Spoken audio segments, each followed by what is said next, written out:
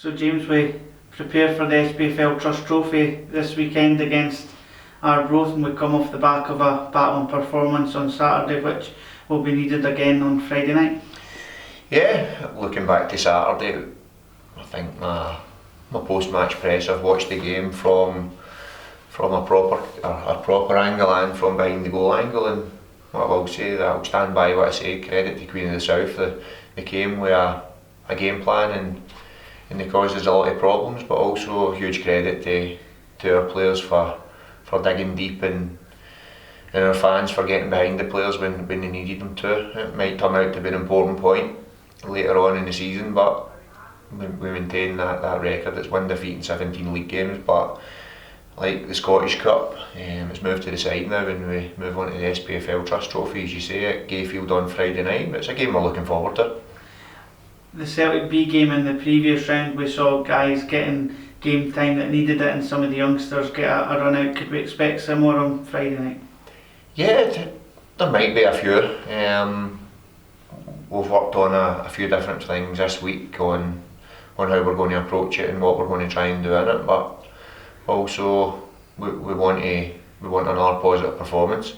Young boys were great last night in the Youth Cup. Delighted for Greg, his staff and all the players that they got through, and now they've got a big tie against Celtic to look ahead to as well, but in between that some of them will be involved on Friday night as well. So no, we'll pick a team that we believe can go up there and get a positive performance and then we believe can come away with a positive result at a very tough place to go to. It is a higher league opposition, but the players shouldn't be fazed by going to Gayfield. The majority of them within the squad have played at that level or higher and against Arbroath at Gayfield before, so they'll know exactly what to expect and they'll be looking forward to trying to rise to that expectation level. Yeah, I don't really buy into the... I've been asked that a few times this week, is it a great gauge of where we're at? Is it going up? No, it's a game of football that we want to go and win. I had that view as a player when I played. Like, you never get too high if you were, for example, a team and you went and put out a Premier League team in the Scottish Cup or the FA Cup, you never really took that for granted, or even when I was a manager, it was never, I didn't look at it as a scalp to go and beat a Premier League team when I was managing the Championship. I certainly don't look at it this way.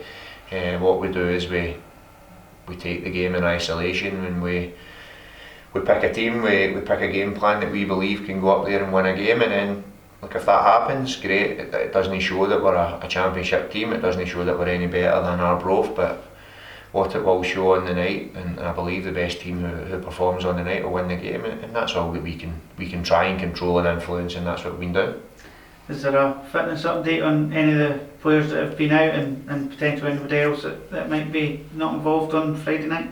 From last weekend, everyone's fit. Obviously there's the ones that have played in it for their parent clubs that can't be involved, that we know about. Fitness update, it was great to see Kevin and Lewis running together today. Not at high pace running, but at very decent pace. No touch wood with that.